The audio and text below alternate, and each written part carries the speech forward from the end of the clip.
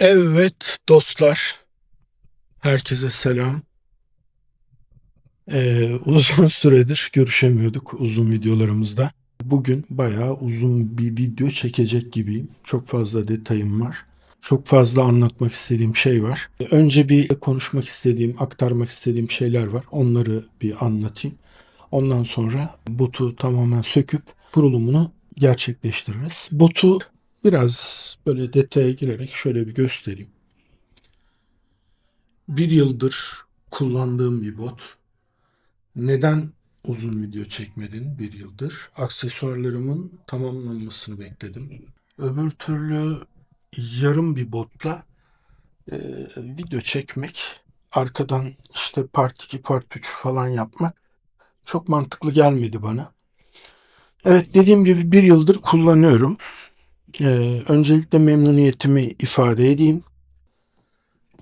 Yeni gelen aksesuarlarımla birlikte daha mutlu olacağım anlar yaşayacağım muhtemelen. Şöyle aküyü de açayım, bağlantıları göstereyim. Evet, motoru yeni aldım. Daha hiç kullanmadım. Hazırlık safhasında, denizde, suda kıyılarken bana neler yaşatacak bilmiyorum. Sürpriz yaşayacağım bir alan. Farklı bir braket kullandım. Farklı bir braket kullanınca şu tekerleğin monte edileceği parçayı kapı kollarından yaptım arkadaşlar. Alüminyum kapı kolları bunlar. Her yerini cıvataladım şöyle dönmesin diye.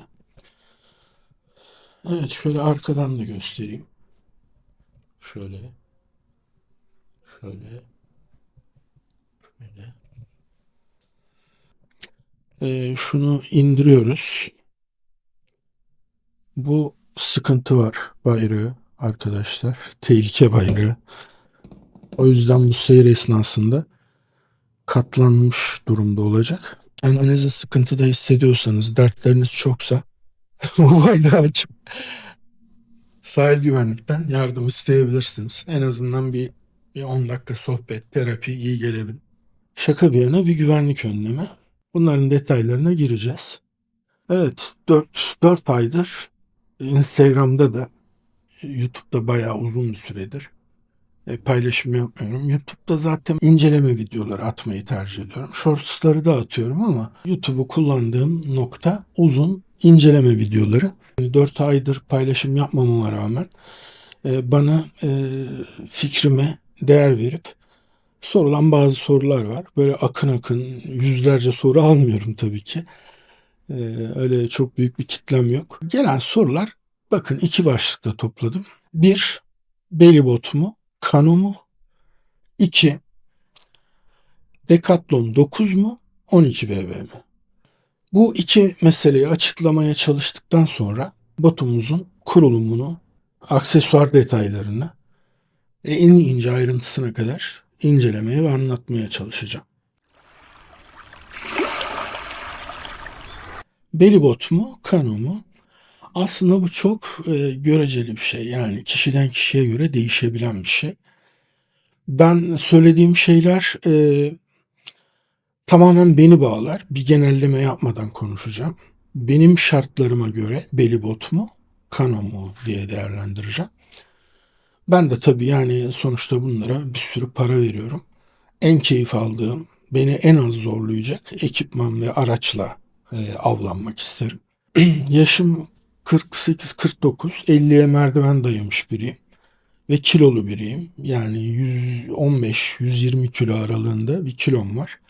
Dolayısıyla kano açısından meseleye bakarsak benim kanoyu yardımsız aracın üstüne aktarmam çok zor ve yardımsız indirmem de çok zor. Modüler olanları alsam ben bir ava gittiğimde en az 2 gece kalıyorum. 4 geceye kadar uzadığı avlarım oluyor. Öyle olunca araca bir sürü şey koymak zorunda kalıyorum. Tüpünden tavasına, yemekliğine, buzluğuna, yatağına, masa, sandalye, işte tabak, çanak, aklınızda su, dünya kadar su alıyorum. İşte çaydanlık, semaver, bilmem ne. Aracıma kanoyu sığdırmam çok zor. Liman kaydıydı. İşte son dönemde yeni bir düzenleme daha yapılmış. İşte 2.70'ten uzun deniz araçları için balta bile istiyorlar yani. Öyle söyleyeyim.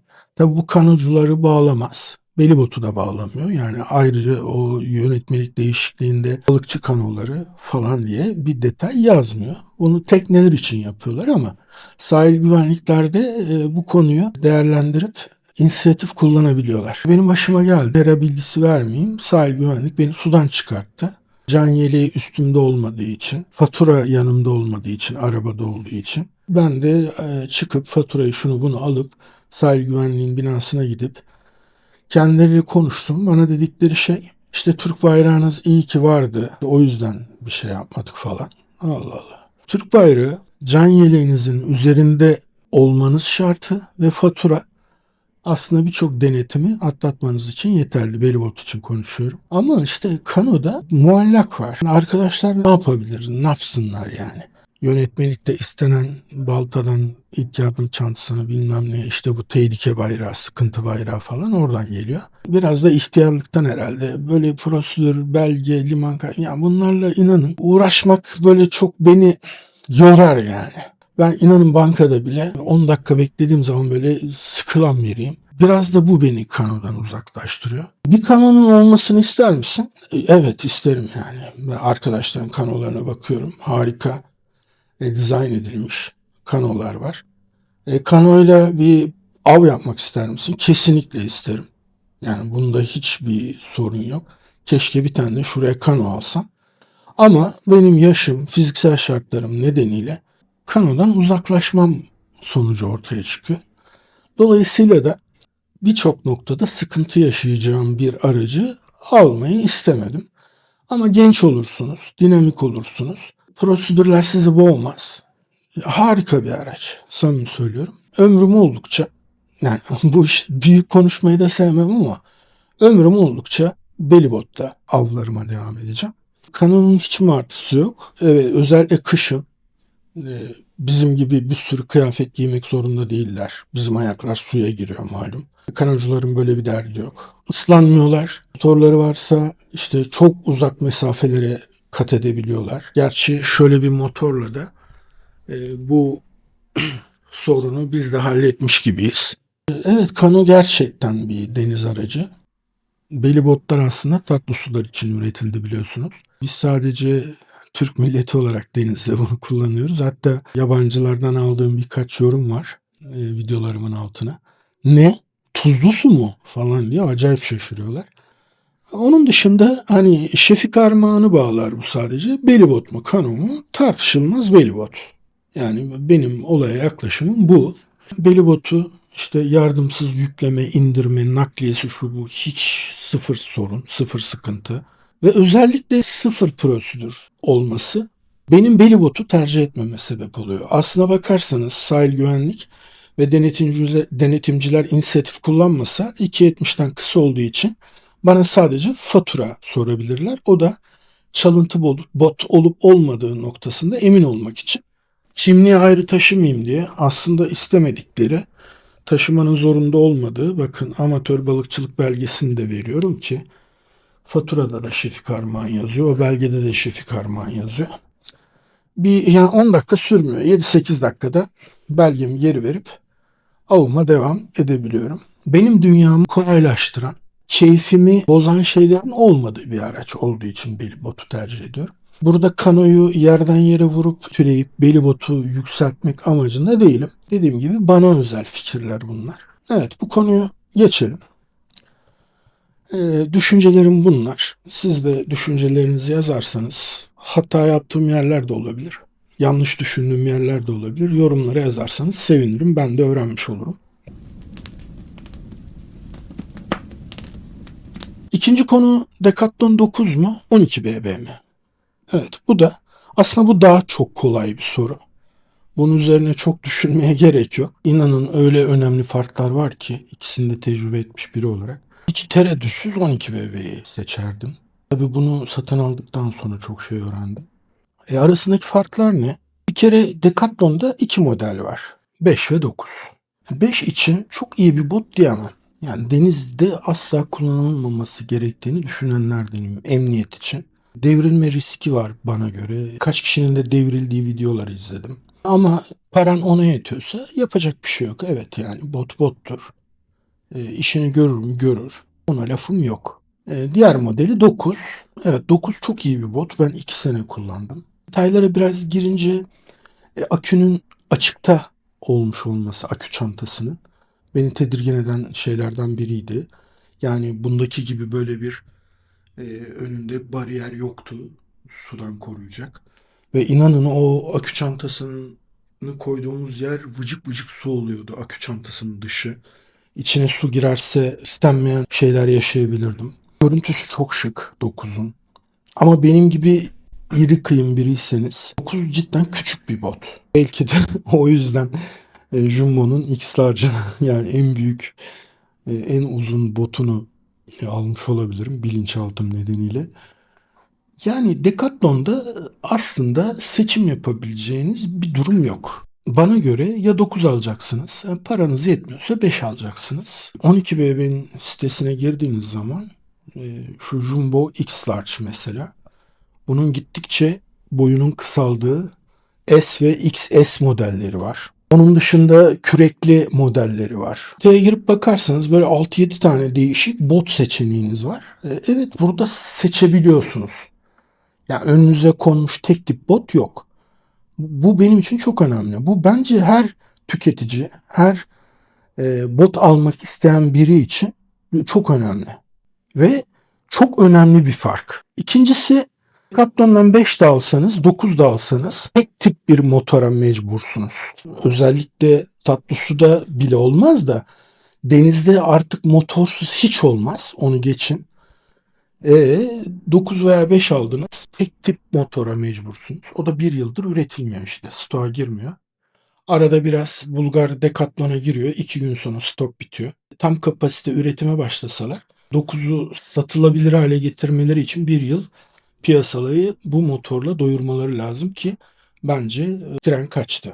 9 bence o motor nedeniyle piyasadan silindi. Bu benim fikrim. Ama 12 BB'de bakın şu arkaya ister 15 bin liralık motor takın, isterseniz 150 bin liralık sanal çapa takın.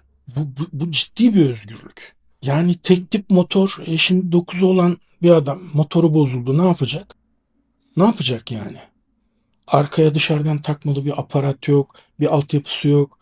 Ne yapacak botu? Bu anlamda şu motor seçme özgürlüğü 12 BB'yi çok daha farklı ve çok daha yukarı çekiyor bana göre. Benim gibi aksesuar tutkunu olan insanlar için bu çok önemli. Aksesuar tutkunu olmasanız bile işte yemle avlanıyorsanız şu tepsiye, şu olta tutucuya, belki organizere, evet bir balık bulucuya, yani şu göstergeleri ve olta tutucuları bahsetmiyorum. Evet bir cetvel yani çok önemli. Yani avlarımda en çok faydasını gördüğüm şeylerden biri. Ya bunlara bu saydığım aksesuarlardan hepsine veya birkaçına zaten ihtiyacınız var. 9'u biz işte oğlum Amerika'ya gittiğinde getirtiyorum. Hollanda'da bir kardeşim var. Oradan gelirken getirttirebilirsem o da işte abi uçakla geliyorum yer yok dedim mi o da kalıyor. Veya Almanya'daki akrabalarımıza rica minnet. Hiç gerek yok. 12 BB botu aldığınız zaman Türkiye distribütöründen bu aksesuarların tümüne erişim imkanınız oluyor. O da haklı. Yani kendisinden bot almayan birine aksesuar satmak istemiyor. Bence de doğru bir politika. 9'a bakıyorsunuz. Bir tekerlek altyapısı yok. Biz işte derme çatma önceki videolarımda biliyorsunuz bir şeyler yaptık. Ama inanılmaz zorlandık ve inanılmaz para harcadık. Çünkü tekerleksiz olmuyor. Olmuyor yani. 9'u anca 2 kişi suya sokacaksınız veya tek kişi tekerlekle suya sokmak zorundasınız. 12 BB'de böyle bir altyapı da var. Sadece şu tekerleğe bakmayın. Başka tekerlek modelleri de var. Diyelim istediğiniz bir aksesuar var ama stokta yok. 12 BB'nin Hollanda sitesinden beğeniyorsunuz, ölçüyorsunuz, biçiyorsunuz. Bu aksesuarı istiyorsunuz. Ben hemen fotoğrafını ve stok kodunu Melih Bey'e atıyorum. 12 BB Türkiye distribütörüne. Planlı ithalat zamanı. Yani 2-3 ay bekliyorsunuz. diğer malzemelerle birlikte hiç başınızı ağrımadan geliyor. Ya bunlar çok önemli. Bunlar Decathlon beli botlarında olmayan, çok yukarıda özellikler. Yani bunlara ulaşabilmek güzel yani. Bunlar güzel ayrıcalıklar. O yüzden 9 mu 12 BB'nin herhangi bir botumu düşünmeye çok fazla gerek olduğunu sanmıyorum. Jumbo X-Large modeli en uzun ve geniş. Şöyle bakın, gemi gibi bir şey. Yani samimi söylüyorum. Böyle şimdi eskiden Yeşilçam filmlerinde Cüneyt Arkın atla bir yere giderken bakıyorduk. At altında küçücük kalıyordu. Şimdi benim gibi böyle iri kıyımsanız tam bana göre bir bot yani. Ben onun içinde kaybolabilirim. Yani o kadar büyük. Eski böyle 70-80 Chevrolet'ler vardır. Arka koltuğa böyle 10 kişiyi sığdırabilirsin. Abartıyorum tabii. Çok ferah. İşte ayaklarımı şuraya atıyorum bazen. Dinlenip kahve içiyorum falan. Bir de dünyanın en kalın et kalınlığına sahip bir malzemeden yapılmış. 1,2 milim. Bu da güvenlik açısından çok önemli.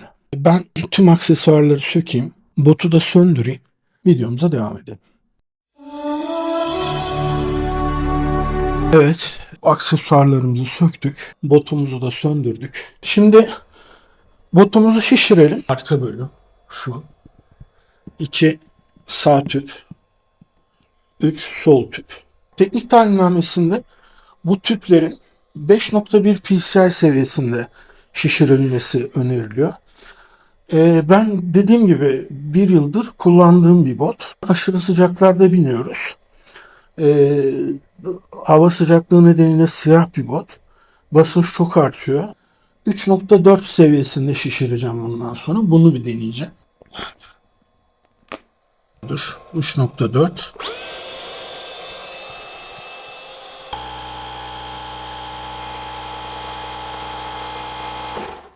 Şimdi burada dikkat etmeniz gereken şey şu soketi söktükten sonra bunu takmayı asla unutmuyorsunuz. Botunuzun markası ne olursa olsun bu soketi takmadığınızda minik hava kaçırıyor. Deneyimlerime binaen söylüyorum. Bu 9'u kullandığımda da böyleydi. Bu botta da böyle. Bunun için koyuyorlar zaten. Mesela 12 BB'de eleştirdiğim bir konu şuraya kaç PSI basılması gerektiği 9'daki gibi yazılmalıydı bence.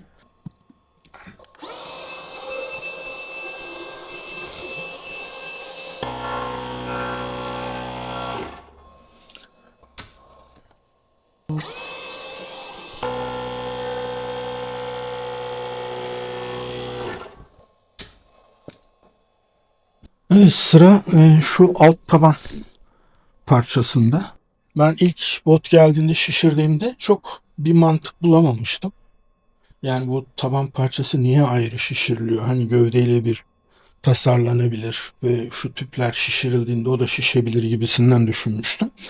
Ama sonra öğrendim ki bu alt taban parçasının değişik kalınlıktaki ya da oturduğunuzda değişik yükseklikteki modelleri var. Diğer model kaç santim bilmiyorum. Bunu öğrendikten sonra böyle tak çıkar olmasının çok mantıklı olduğunu düşündüm. Bence iyi fikir. Ben de kısa sürede daha kalın, daha yüksek olanını alıp takmayı düşünüyorum. Evet, burada dikkat etmeniz gereken şey bunu şişirip şu yerine yerleştirmeye çalışmayın. Ben çok denedim. Olmadı. Bunu önce sönük şekliyle yerine yerleştirip ondan sonra şişirmek çok daha kolay. Önce şu cırtları denk getiriyoruz. Şunu da şöyle elimizle içeriye doğru sokuyoruz. Evet. Evet. Şimdi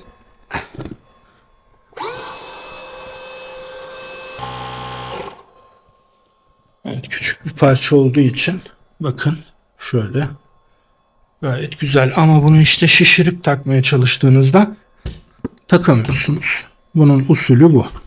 Koltuğun da sırtını 3,4 yapacağım. Evet, şöyle.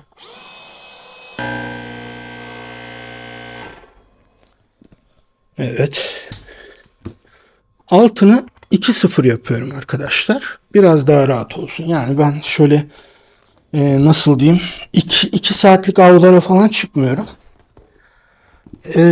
Hava güzelse, şartlar olgunsa inanın 6-7 saat kaldığım oluyor. Ve işte 9'da da aynı sorun var. 5'te de bu botla ilgisi yok. Popiş biraz acıyor. O yüzden altı biraz 2-0 yapıyorum. 2-0 deneyimlediğim bir şey. Yani öyle 3-4 saatlik avlarda falan çok acımıyor ama 6-7 saat dedin mi? Şimdi bunu düşürüyoruz. Şöyle 2-0 yapacağım.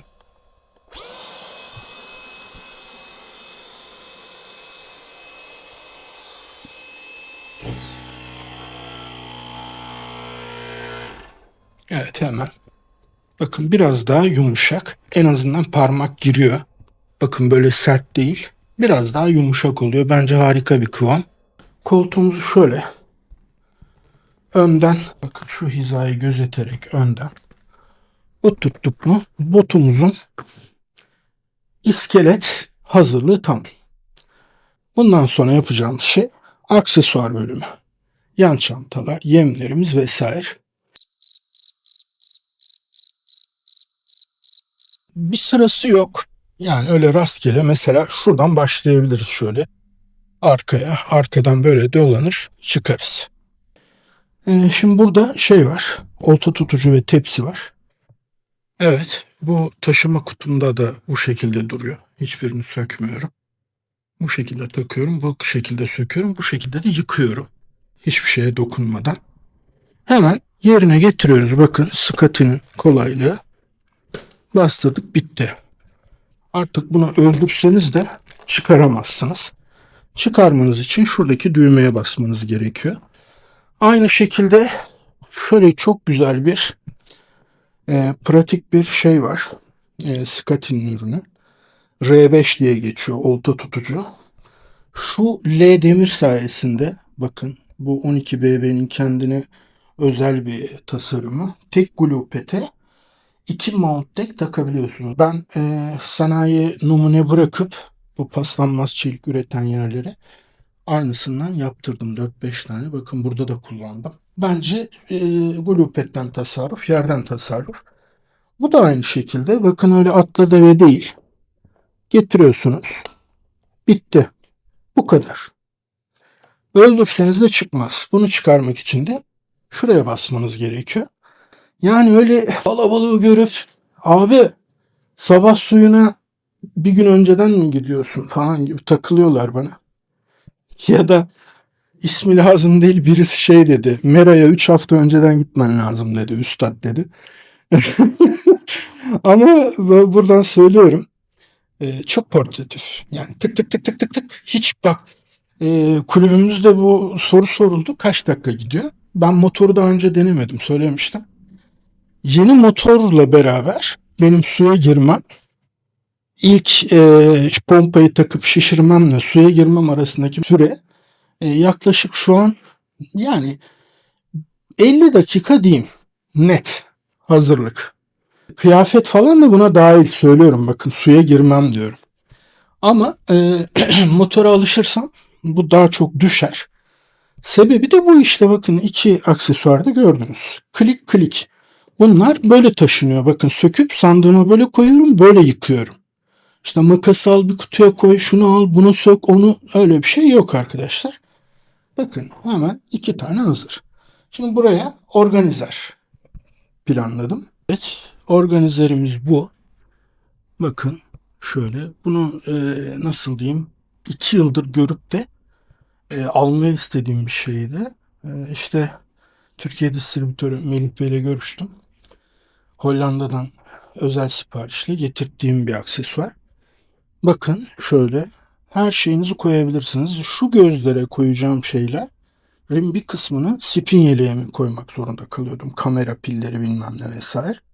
Şimdi bu gözleri kullanabilirim. Yaptığım tek değişiklik, elimde şöyle bir boru vardı. Olta tutucu. Şöyle göstereyim. Bakın aşağıda su birikmemesi için delik.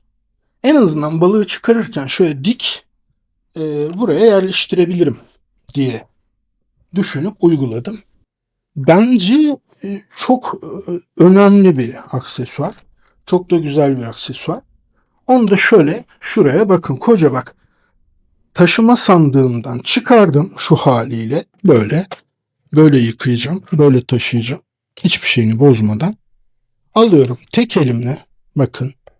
Soketini getiriyorum. Çünkü ayarlamaları falan daha önceden yapmışım. Getirdim. Sadece bastırıyorum. Bitti. Ölseniz çıkaramazsınız. İşte mesela kargaşa artıyor ama klik klik klik benim için 3 tane hareketle 3 aksesuarı yerine yerleştirdik. Ve şimdi buraya üçlü olta tutucu planladım. Evet, bu da açısı, şu kolların durumu vesaire hiçbir şey değiştirmeden sandığa girecek. Ve bu şekilde gelecek. Şuraya şöyle bakın. Hafif çeviriyorum. Şöyle pozisyonunu ayarlıyorum. Bitti. Gördüğünüz gibi hayatta çıkmaz. Bakın hemen 4 aksesuar. Kaç saniyemiz aldı? Şöyle elinizi vicdanınıza koyun. Ben de bir an önce suya girmeye çalışıyorum ama şu kalabalık çok hoşuma gidiyor. Bir olta tutucu, bir kepçe, bir livar, 2 çanta, balığa çıkan arkadaşlarım var. Evet, harika. Samimi söylüyorum bak. Müthiş. Ya öyle şey mi olur demiyorum ben. Demem yani. Herkesin duruma bakış açısı farklı. Ben de böyle kalabalık seviyorum yani. Niyeyse öyle. Zevk meselesi. Şimdi geldik. Burada seyir fenerimiz var. Seyir fenerimizi takalım. Ben ona aynı zamanda şöyle Türk bayrağı da takmıştım.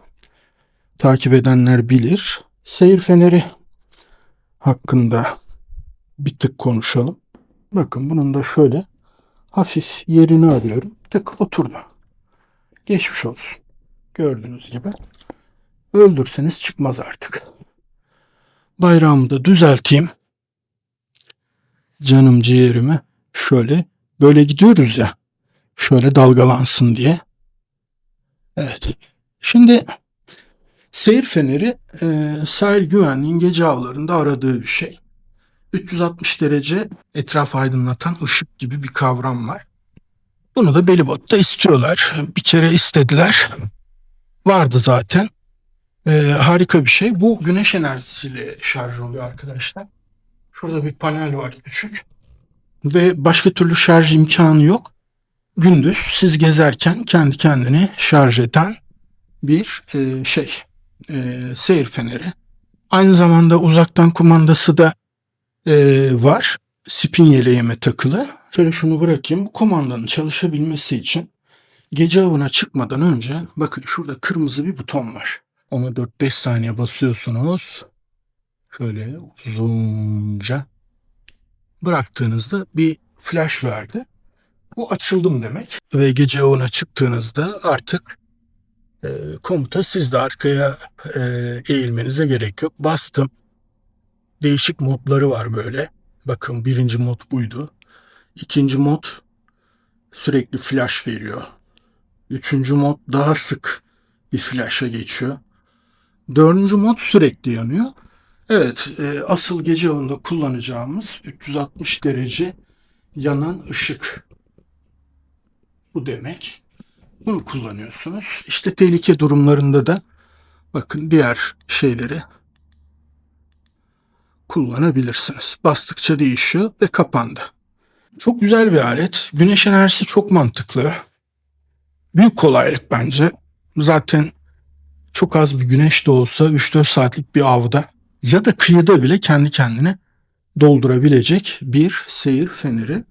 Bunu da Türkiye distribütöründen aldım. Yani benim şeylerim nedir o? Kendi kendime üretme çabasına girmedim. Çünkü dediğim gibi 12BB bir bot alıyorsanız Scotty, Festen, Ray Blaza gibi soketleri olan değişik aksesuarlara ulaşım şansınız oluyor. Feston adaptörlerle geliyor. Bunu da Türkiye distribütöründen aldım. Orijinal. 12 BB'nin tekerleği. Bakın ben mantığını şöyle kurdum. Yani ben öyle yapıyorum. Kıyıda şişirirken daha hatta şişirmeden önce bu tekerleği takıyorum. Her şey bitti. Suya girdim tekerleklerle beraber. Ondan sonra suyun içinde eğilip kilitleri açıp tekerleği çıkarıp bakın şuraya taşıma yerine göstereyim. Bakın lak diye oturdu. Ama şu kilidin bakın gördünüz mü? Bak şuradan kilitliyorsunuz. Takabilmeniz için şu kilidin şu pozisyonda olması lazım. Açık olması lazım. Taktıktan sonra da düğmeye bastığınızda bunu artık öldürseniz de bu çıkmaz. Şu kite bayıldım yani. Görsel olarak da benim çok hoşuma giden bir görüntü ortaya çıkarıyor. Böyle koltuğun arkasında iki kocaman teker muhabbeti. Şöyle bakın. Bence çok hoş. 9'u kullandığım zamanlarda da tekerleksiz mümkün değil olmuyor. Evet iki kişi bu botu tekerleksiz belki suya sokabilirsiniz. Ama bütün bakın şu yaptığım işlerin tümünü tek başıma yapabilecek noktada planlamaya çalışıyorum. Neden? Benim kafam esiyor, emekliyim. Çarşamba günü ben ava gidiyorum tek başıma. Millet çalışıyor arkadaşlarım. Yani gelemiyorlar. O yüzden ben tek başıma bunu halledebilmem lazım. Ve tek başınıza da bu botu suya sokmanız için buna 9 da dahil bir tekerleğe ihtiyacınız var kesin. Mesela 9'un bir tekerlek altyapısı yok. Flood Plus diye bir marka vardı. O da önceki videolarımda var. Bunların bu piyasada satılan büyük kalın tekerleklerin gövdeye yapıştırılacak kitleri falan oradan getirttik falan. Çok uğraştık yani. Uğraşmıyorsunuz. Vay Ahmet'i ara. Abi gelirken getirir misin? Kilo problemi var uçakta. Arabayla gelirse ya bir sürü sorun. Şimdi dolanalım. Şöyle tekerleğimizi de taktık.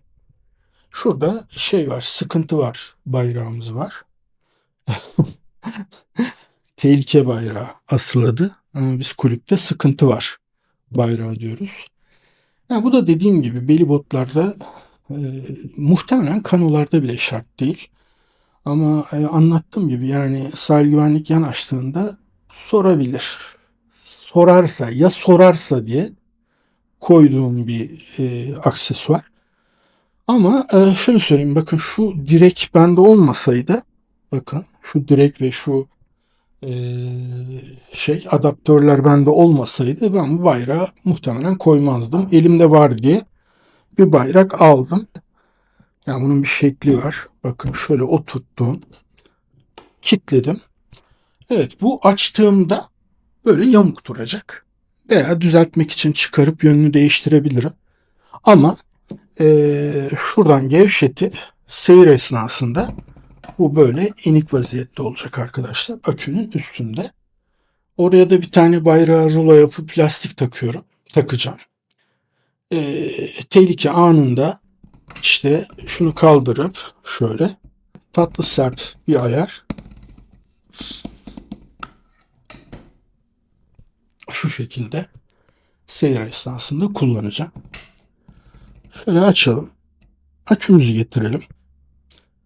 Akü en başından beri kullandığım aküler biliyorsunuz 2,5 yıl falan oldu. Evet akümüzü de yerleştirdik. Şimdi böyle döndük geliyoruz. Burada yan barımız var. Yan barımızı bir takalım. Yan barımız bu. Birazdan bunu takacağız. Şöyle yakından göstereyim. Evet yan bar şu gördüğünüz SCSI adaptörler. Şunlar da SCSI adaptör. 1, 2, 3 tane ile beraber geliyor. Bunu özel sipariş olarak getirttim. Şu adaptörlerden 3 tane ile beraber geldi. Dördüncü nereden? Bunlar bakın şurada yuvarlak boruyu sıkmaya yarayan 2 tane parça var. Ben bunları Amazon'dan kare boru sıkma olarak aldım. Yani şu boruyu sıkan iki parçayı çıkarın. Şuranın boş hali. Dedim hani bar gelince ihtiyaç olursa işte dedim, kullanırız. Daha sonra malzemeler geldi. Ee, Dediğim gibi şu boruyu sıkmaya yarayan iki parça buradan çıkıyor. Bu iki parçayı kulübümüzde 3D tasarımlarıyla çok başarılı bir kardeşim var, Batu. Batu'ya gönderdim Eskişehir'e. Birebir kopyasını yaptı, gönderdi. Dolayısıyla elimdeki kare boru olan adaptörler bu yuvarlak silindir boru da kullanılabilir hale geldi. Şimdi yan barda dikkati çeken, bakın şurada slip diskler var. Mavi ve sarı. Bunlar ne işe yarıyor? Şimdi Scotty adaptörlerde bakın standart şu parçayla şu parça birbirine 90 derece oturmuyor kendi dişlerinden dolayı. Biraz ya öne ya arkaya doğru takmak zorundasınız. Bu da yan barın adaptörlerin yerlerine oturtamama durumu ortaya çıkıyor. 12BB böyle bir çözüm bulmuş. Harika bir çözüm. Bu şekilde 90 dereceye ihtiyaç duyacağınız durumlarda kullanabilirsiniz. Şimdi şu adaptörlerle ilgili bir nokta daha var. Bakın şurada açık renkte göstereyim. İçinde bir tane tırnak var. Bakın şurada, bu tarafta. Şöyle iyice yaklaştırayım, tırnağı gördünüz. Bunlar düğmeli tip adaptörler değil. Yani düğmeli tip adaptör şu, bakın. Bastığınızda aksesuar çıkıyor. Klik diye oturduğunuzda kilitliyor. Başka bir şey yapmanıza gerek yok. Ama buraya aksesuar taktığınızda bunun bir takılma sistemi var. Bir düzeni var. Ondan şimdi birazdan takarken ondan bahsedeceğim. Bakın şimdi şurada bir tırnak var. Boşluk var. Görüyorsunuz. Şurada da biraz önce size gösterdiğim bu düğmesiz, yani şu düğmenin olmadığı adaptörlerde tırnak var. Bakın. Bu düğmesiz sistemlerde o kanalla, yani şu kanalla o tırnağı denk getirmeniz gerekiyor önce. Bu tırnağın burada olduğunu biliyorum.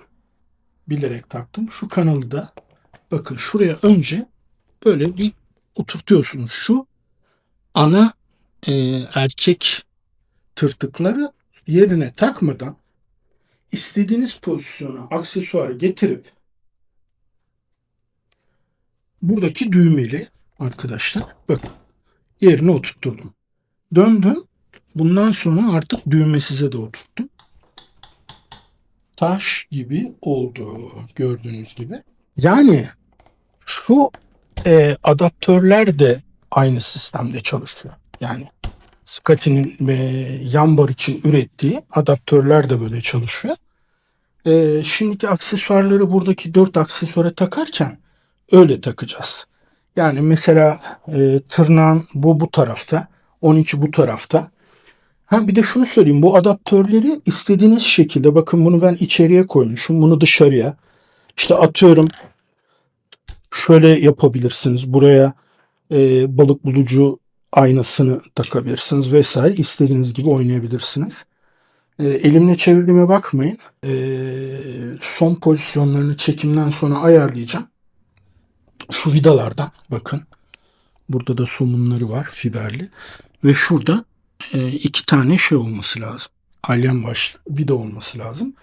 Onları tam sıktığınızda bunlar kemik gibi olacak. Şu daha önceden kullandığım glue pet'ti. Sökme şansımız yok malum. O orada öyle kalacak. Bu da Decathlon'un balık bulucu kitini bağlamıştım. O da öyle kalacak maalesef. Yan bar geldiğinde o iki malzemeyi yan bara taşıdığım için. Şu demirden bahsetmiştim. Kendim de yaptırdım, paslanmaz. Tek glue pet'e 2 tane mount deck, yani adaptör takabilmek için. Şimdi şuradan başlayalım, en sağdan. Buraya üçlü olta tutucu planlamıştım. O yere şu Scotty'nin üçlü olta tutucusunu taktım önce. Bunu oğlum Amerika'dan gelirken getirtmiştim. Fakat gereksiz kaba ve ağır oldu. Yani şu gövde ağır yani. Şey bayağı sarkıyor. Nedir o? Aksesuar bayağı sarkıyor. Rahatsız oldum. Ondan sonra tekrar tilkinin dönüp dolaşacağı yer kürkçü dükkanıymış. Gittik Türkiye distribütörüne. Şundan bir tane daha aldık. Bu daha şık durdu bence. Gayet güzel oldu. Bunu demin dediğim gibi önce oturtturuyorsunuz tek elle. Hafif girdi bakın. Tekrar gösteriyorum. Şeyin tırnağın ve oyun bu tarafta olduğunu biliyorum. Ana tırnaklar geçmeden istediğim pozisyonu, aksesuarı getirtiyorum. Böyle de takabilirsiniz. Böyle de ben böyle kullanacağım için sonra bastırıyorum. Evet, bunun takılması da böyle. Tıpkı şuradaki düğmesiz adaptörler gibi. Bunun yanına şey planladım. Tamamen işsizlikten kaynaklanan evde kışın böyle durdukça şunu da yapayım, bunu da yapayım, şunu da yapayım falan gibisinden gelişen bir durum. Şimdi onu takalım. Evet, aksesuarımız bu. Yani bu böyle nasıl diyeyim? Fantazi. Tamamen fantazi bir ürün. Önce şöyle söyleyeyim. Şu motorumuzun kablolu uzak komutası. Evet. Arkadaki motoru gaz kolu olmadan bu şekilde kontrol edebiliyorsunuz. İleri ve geri. Bakın şu aralıkta çalışmıyor. Bunun fikir babası Türkiye distribütörü Melih Bey'dir. Foça'da onun botunda görmüştüm. Daha sonra tekrar teknik destek aldım. İçinde 5K sonsuz tur bir potansiyometre var. Alıp siz de yapabilirsiniz. İşte bir tane potansiyometre ucu aldım. Şu proje kutusunu aldım. Ondan sonra bir tane çivi taktım. Böyle bakmadan alışmışız biz. Şu tahtidi oluşturmaya çalıştım. Bunlar cırt arkadaşlar. Siyah plastik cırt. Dikkatli böyle kese ufak ufak rahat dönebileceği ama şu sesi çıkarabileceği bir noktaya getirmek istedim. Bunun arkası da tamamen kamera ekipmanlarından, aksiyon kamera ekipmanlarından yaptığım bir düzenek. Önce sadece şuradaydı. Şuradaydı pardon. Sadece bu vardı. Şu bölüm yoktu. Şu da yoktu. Bunu taktıktan sonra yine kulübümüzde, grubumuzda yazışmalar oldu. İşte bu akünün durumları hakkında Bluetooth'lu mu olsun, küçük göstergeler var o mu olsun falan. Öyle bir muhabbet geçti. Aslında ben 9'da bu sistemi kurmuştum. İkinci avda bozulduğu için şey yapamadım. Bir daha kullanamadım. İşte sohbet şuraya geldi. Şantlı sistem yani yükü olan profesyonele yakın sistemlerin olması noktasında böyle bir akü göstergesinin olması gerektiği üzerine. Neden? Şimdi ava çıkıyorsun. Arkada bir akü var. Sen de yüksek amperler kullanıyorsun motorla. Decathlon'unki mesela 20 amper çekiyordu benim tam gazda. Böyle olunca arkadaki akü bitti mi bitmedi mi? İşte kaç kaldı? Bak inanın son avımda yemin ediyorum size deniz bir patladı. Kıyıya giderken akü de bitti. Ben 2,5 saatte kıyılayabildim. Ama öldüm yani. Yani aküden bir fikrimizin olması lazım. Kulüpteki tartışmalar bizi şeye getirdi. Bluetooth'lu da değil. Şantlı yani bir yükü olan bu profesyonel ekranlardan olması gerektiği üzerine olmasının çok daha iyi olacağı noktasına vardık.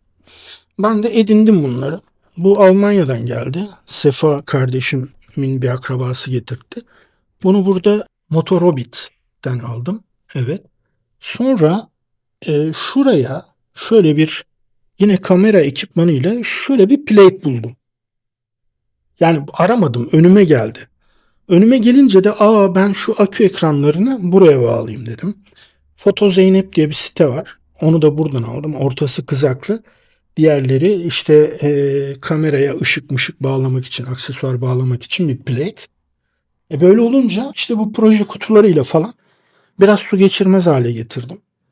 Ondan sonra kabloları vesaire çektim. Videoyu çekmeden bir hafta önce falan da şunu gördüm. Su geçirmez USB şarj cihazı.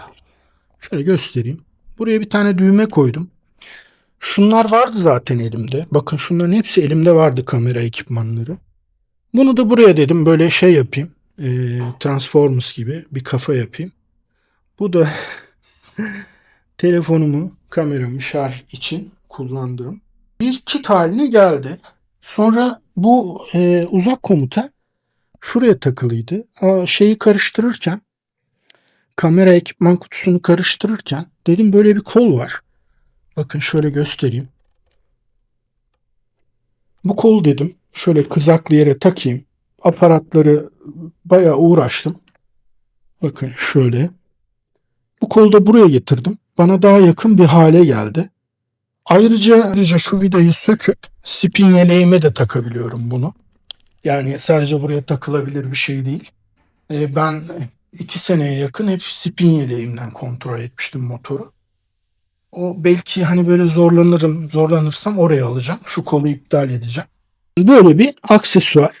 Durdukça kaşıntıdan doğan, işsizlikten şunu da takayım, bunu da takayım falan deyip böyle ortaya çıkan bir şey. Yani biraz abartı tabii, kabul ediyorum. Ama fantazi de şart. Böyle ilginç şeyler de şart.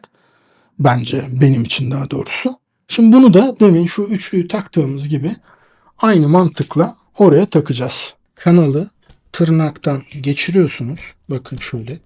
Ana dişlileri geçirmeden istediğiniz pozisyona getirip şöyle ittiriyorsunuz. Bitti. Gördüğünüz gibi. Buna da işte bir kablo kanalı falan çektim. Şöyle. Burası aküye gidiyor. Buradaki bağlantılar için. Birazdan bağlantıyı da göstereceğim. Ama şu aksesuarları bir bitirelim.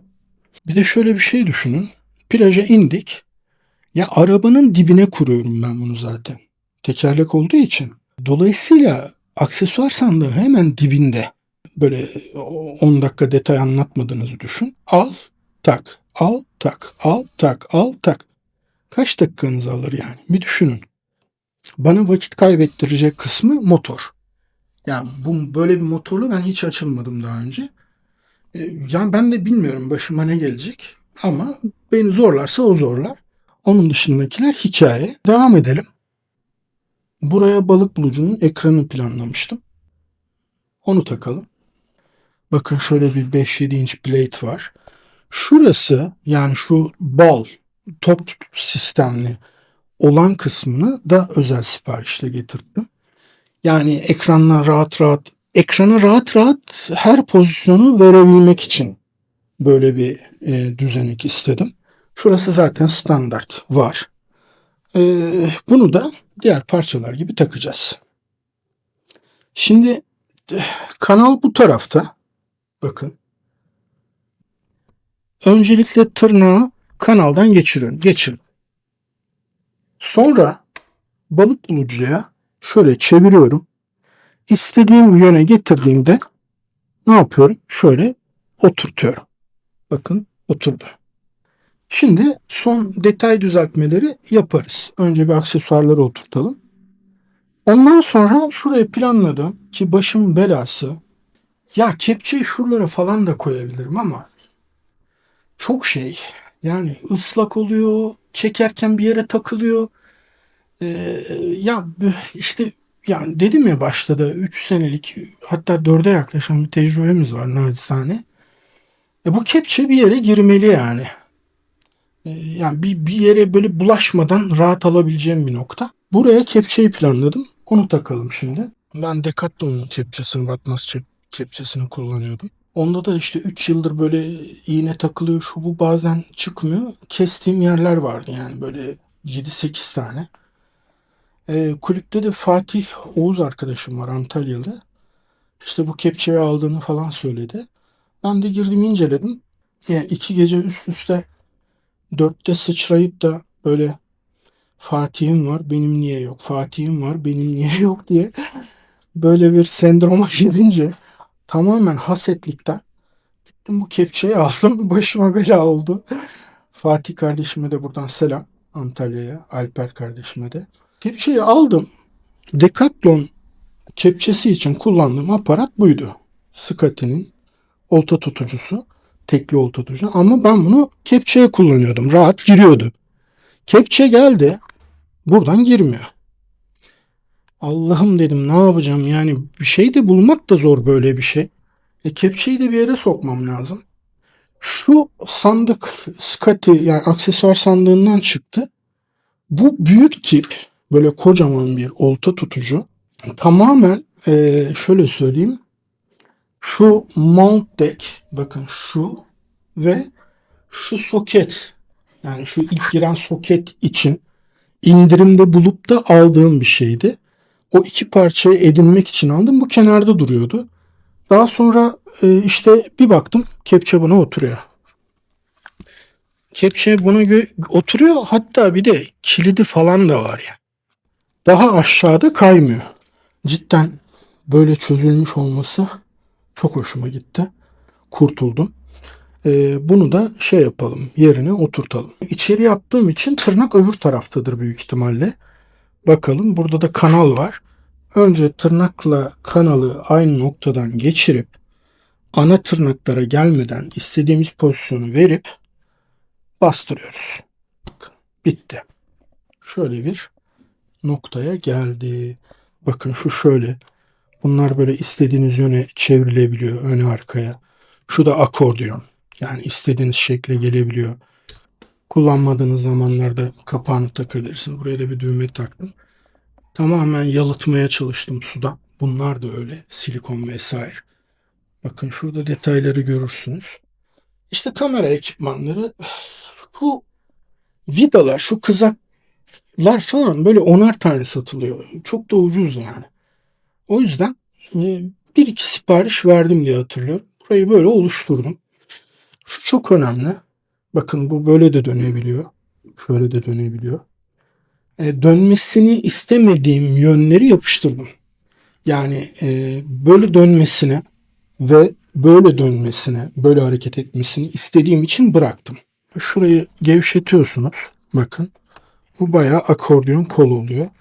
İşte oturma düzeninize göre ekranı net göreceğiniz yükseklik, alçaklık ayarını yaptınız. Güzelce sıktınız. Artık bir taş. Bakın bu buradan çok rahat geçiyor artık. Kilidimi açtım. Bakın şuraya kilitledim. Şunu da şuraya takacağım ki artık kepçeyi ayrıca takmaya uğraşmayacağım. Şuradan söküp sandığa kepçeyle beraber koyacağım. Kepçe zaten şuradan bir de katlanıyor.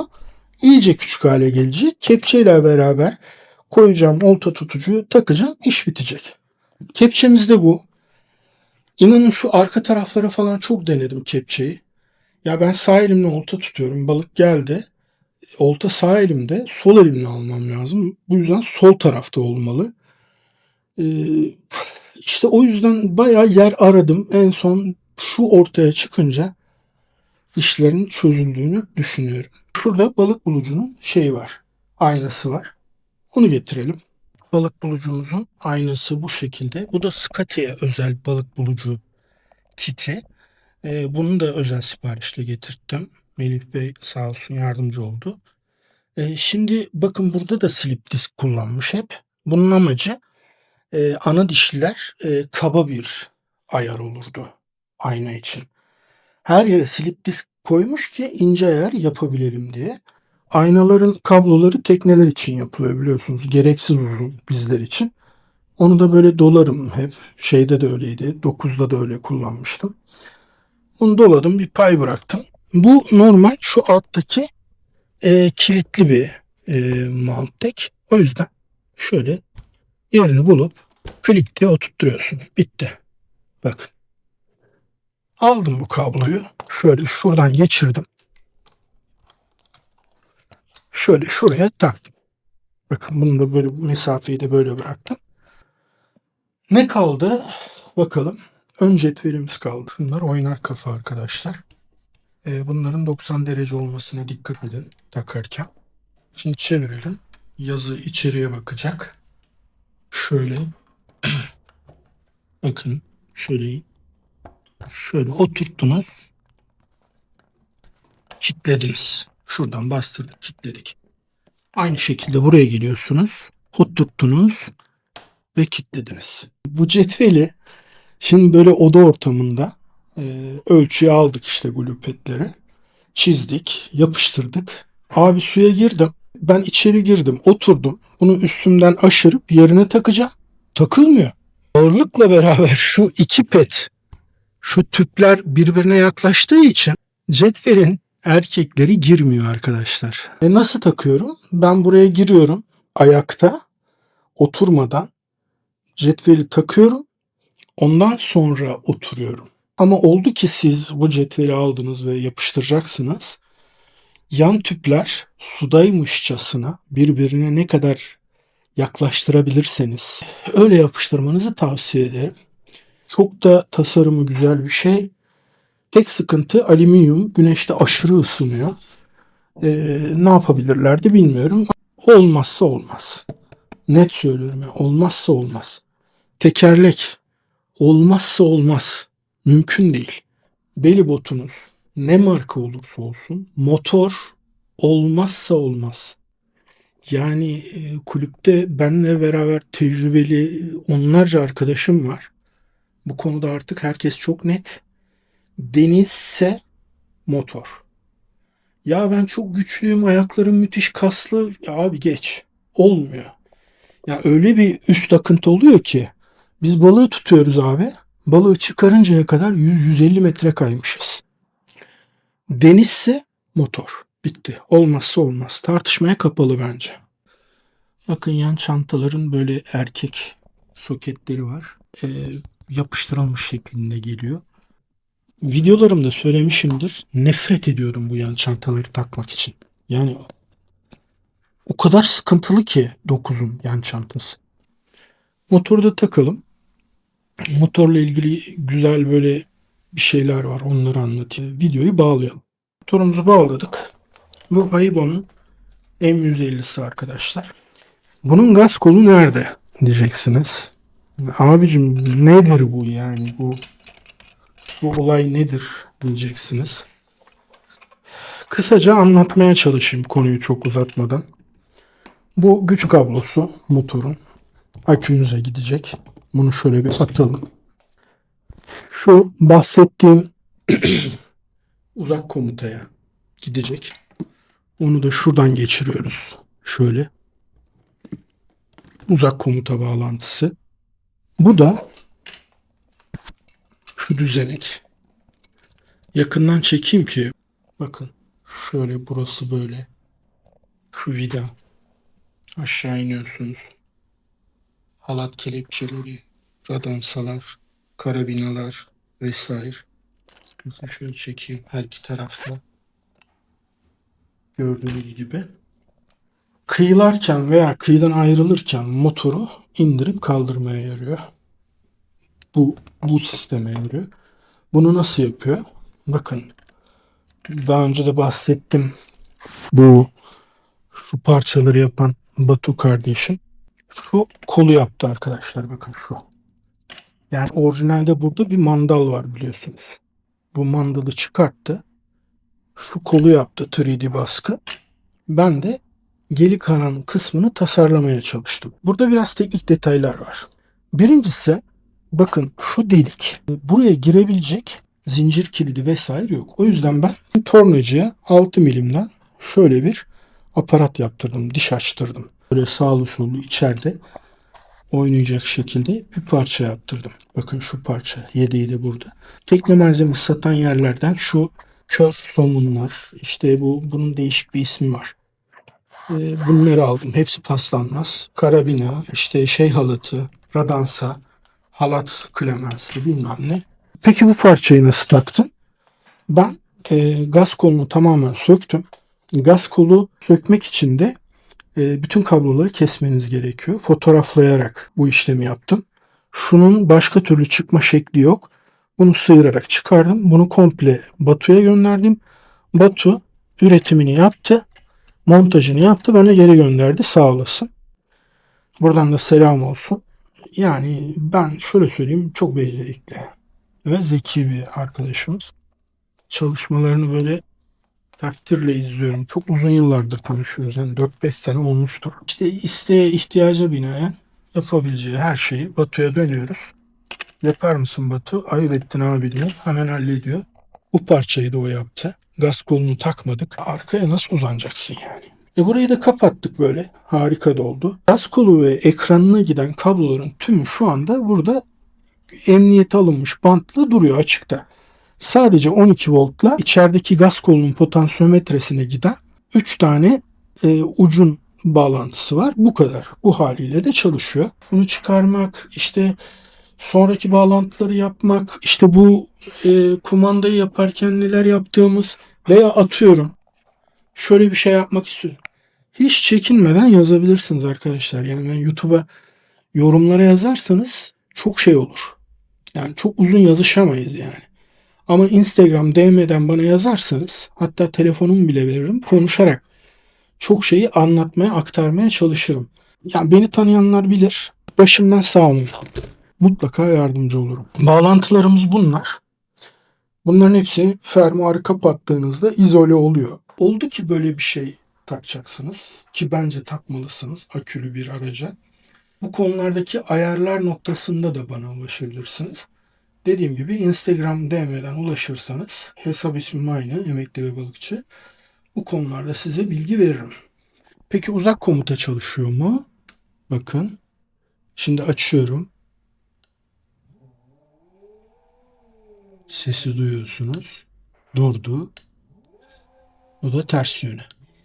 Şimdi ben Decathlon 9'la kendi motoruyla tam gazda 20 amper çekiyordum arkadaşlar. En az 20 amperde benim 100 amper akümün ne kadar gittiğini ben Decathlon 9'dan biliyorum. Şimdi benim elimdeki motor 65 amper çekiyor saatte.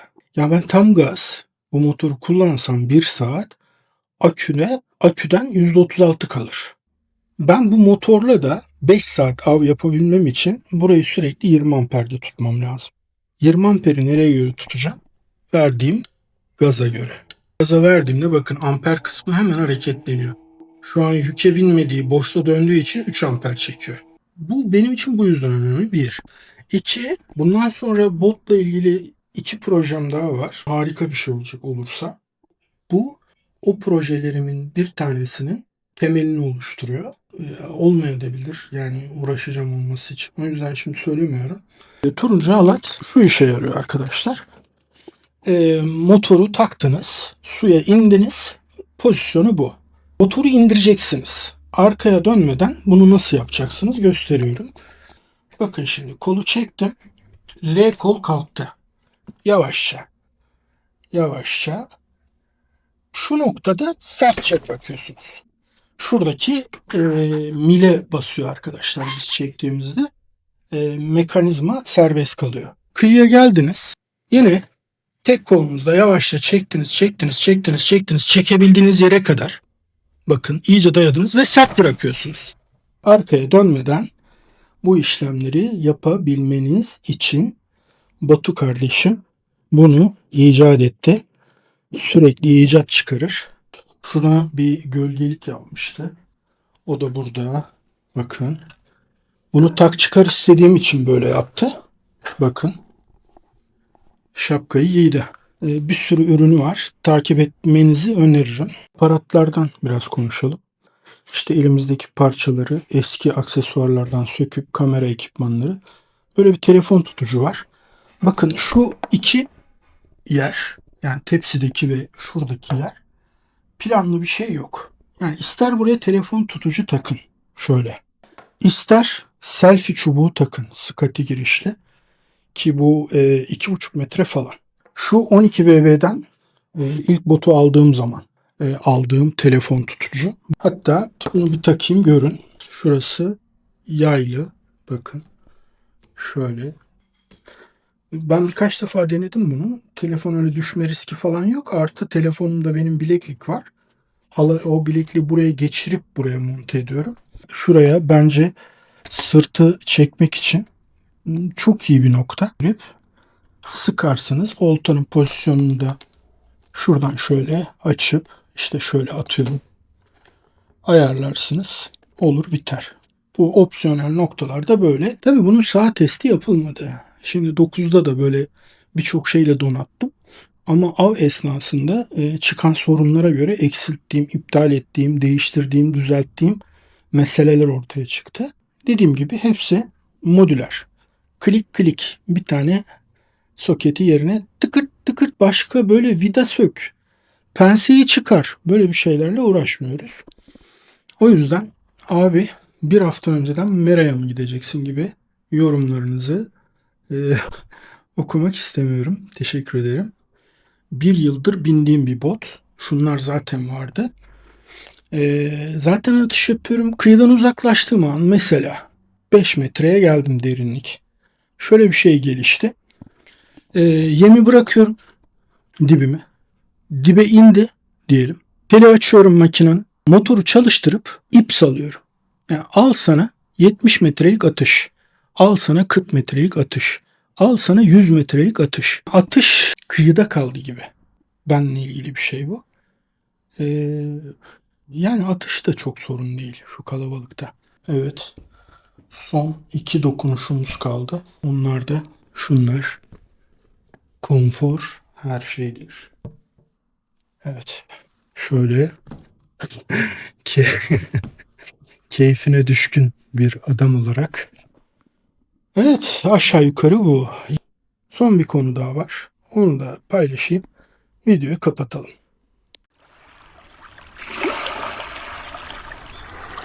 Evet arkadaşlar, videoyu bitirmeden önce sizlere bir konudan daha bahsetmek istiyorum. Bu da 2 Şubat tarihinde bu sene yani 2 ay önce kurmuş olduğum Beribot Kano Olta Balıkçıları Kulübü ile ilgili. 2 Şubat'ta kurduk ve sonrasında şuradan göstereyim. 2 ayda 110 üyeye ulaştık. Biraz şuna bağlıyorum. Kulübümüzde 2-3 senelik, 4 senelik hem pedallı kano olsun hem beli bot olsun. Aracına hakim, nereden alacağını bilen, aracıyla ilgili yapacağı eklentileri, aksesuarları nereden temin edeceğini bilen, aracının avantaj ve dezavantajlarının farkında olan en az 20 kişi olduğunu düşünüyorum. Günün her saati ne soru sorarsanız sorun, mutlaka bilgi alacağınız değerli insanlar var. Kulübü benim dışımda iki güzel insanla yönetmeye çalışıyoruz. Biri Fatih, biri de Tayfun. Ben de Şefik biliyorsunuz. Biz yöneticiler olarak birinci hedefimiz huzurun temini. Biliyorsunuz her yer WhatsApp grubu dolu. Yazışmalardan, tartışılan konulardan, insanların birbirine katkı verdiği noktalara bakınca bir WhatsApp grubunun üstünde daha seçkin bir kulüp olduğunu düşünüyorum. Tabii benim fikrimin ne olduğu önemli değil. Önemli olan sizlerin fikirleriniz. Aramıza katılırsanız çok memnun oluruz. Bu tür kulüpler Belibot ve Kano denince camianın çok ilgisini çeken araçlar. İlgi duyulan bir alan. Böyle olunca kulüplerin işlevselliği ve etkinliği üst düzey oluyor. Eğer bir belibotunuz, bir pedallı kanonunuz varsa zaten buyurun gelin. Başımızın üstünde yeriniz var. Bir aracınız yoksa belibot, pedallı kano. Sizler de buyurun gelin. İstediklerinizi sorun. Konuyu merak ediyorsanız, aracı seçmekte zorlanıyorsanız, sizlerden nacizane alacağınız bilgilerle fikrinizi şekillendirebilirsiniz. 16-17 Mayıs'ta Çanakkale Kadırga Koyu'nda bir etkinlik yapacağız biz bize. Muhabbet edeceğiz. Katılım 16-17 kişi. Tabii ülkenin her yerinden kulübümüzde üye var. Balıkesir, Çanakkale'ye yakın olanlar 16-17 kişi. Tahmin ediyorum biraz daha çıkacak. Böyle çadırlarımızı kuracağız. Botlarımız kıyıda. Sabah suyu, akşam suyu fark etmez yani. Drone çekimleri yapacağız. Tanışacağız. Sizleri de bu etkinlik vesilesiyle kulübümüzde görmekten onur duyarız. Bizleri nasıl bulacaksınız? Hemen onu göstereyim. Evet, bu benim Instagram hesabım. Şurada en altta profil sayfamda chat whatsapp.com linkine tıkladığınız anda kulübümüze direkt girmiş oluyorsunuz. Hazır sayfama gelmişken şöyle bir göz gezdirdim. Şu kafadaki kaç videoya belki göz atarsınız. Hoşunuza giderse Mutlaka takip edin Instagram hesabımı. Çünkü YouTube'a genelde bu detaylı böyle çok uzun videolar atıyorum. Ama Instagram'ım daha aktif. Yönetici arkadaşım Tayfun'un, Bursa'da kendisi. Onun da profilinde şu aşağıdaki linklere tıkladığınızda altta kulübün linki var. Buraya da tıklayabilirsiniz. Onun hesabına da şöyle bir göz atarsınız. Mutlaka o da takipçi istiyordur. Takip ederseniz memnun oluruz. Bu da diğer kardeşim Fatih, Eskişehir'de. Diğer yönetici arkadaşım. Onun da profilinde şu en altta gördüğünüz link kulübümüzde direkt katılım linkidir. Hazır gelmişken onun hesabına da şöyle bir göz atarsınız ve takip ederseniz o da çok memnun olacaktır. Son olarak kulübümüzün Instagram sayfası. Şurada gördüğünüz linke tıkladığınızda da kulübümüze katılmış oluyorsunuz. Şu kulübümüzün tanıtım videosu üyelerimizin fotoğraflarıyla oluşturdum. Şu an 9.000 izlenmeye gidiyor ki yeni açılmış bir hesabın ilk reelsi. Çok tahmin edilebilir bir rakam değil. Evet, muhteşem de değil. Ama bu tür videoların kaldığı rakamlar 1000'i geçmez genelde. 9.000'e gidiyor. Ortadaki video kulübümüzün tamamen kendimizin tasarladığı, logoları kendimizin düzenlediği, yapay zeka, Canva, işte bu programları kullanarak çok da iyi bir terzim var Balıkesir'de. Bir polarımız ve sosyal alt üst takımı da sosyal. Bu da benim son yayınladığım Reels. Kulübün sayfasına da aktarıyoruz. Velibot'la veya pedallı kanoyla ilgili olduğu için. Sizler de aramıza katılırsınız. Huzurumuza katkı verirseniz öncelikle. Sizin de belibot, pedallı kano gibi en azından naçizane ben 4 yıldır belibotla av yapıyorum. Benim gibi birçok benden daha iyi birçok arkadaşım var. Bu konularda neyi nasıl yapılacağını biliyoruz. Bilgi paylaşmaya hazırız. Kulübümüze gelirseniz bizi onurlandırmış olursun. Sonuç olarak videoyu burada bitireceğiz arkadaşlar. 12 BB'nin Jumbo X Large modelinin incelemesini yapmaya çalıştım. Bundan önce Decathlon 9'u, Decathlon 5'i nasıl yaptıysam markalara aynı mesafede durarak fikirlerinizi, görüşlerinizi yazabilirsiniz. Ama tabii üslup her şeydir. E, Üslup kişinin kimliğidir. Üsluba dikkat ederek dilediğiniz eleştiriyi, dilediğiniz fikrinizi tabii ki de yazabilirsiniz. Hatta memnun bile kalırım. Evet, videoyu burada bitirelim. Her atışınız balık olsun. Altınızda belibot veya pedallı kana olsa da olmasa da. Ömrünüz bereketli olsun. Gönlünüzde olan hakkınızda hayırlı olsun. Fikirlerime ve değerlendirmelerime değer verip izlediğiniz için çok teşekkür ederim. Umarım beğenmişsinizdir. Cidden çok yorularak çektim. 3-4 günde düzenlemesi vesaire. Umarım emeğime değmiştir. Ben çok teşekkür ederim. Kendinize çok iyi bakın. Saygılar.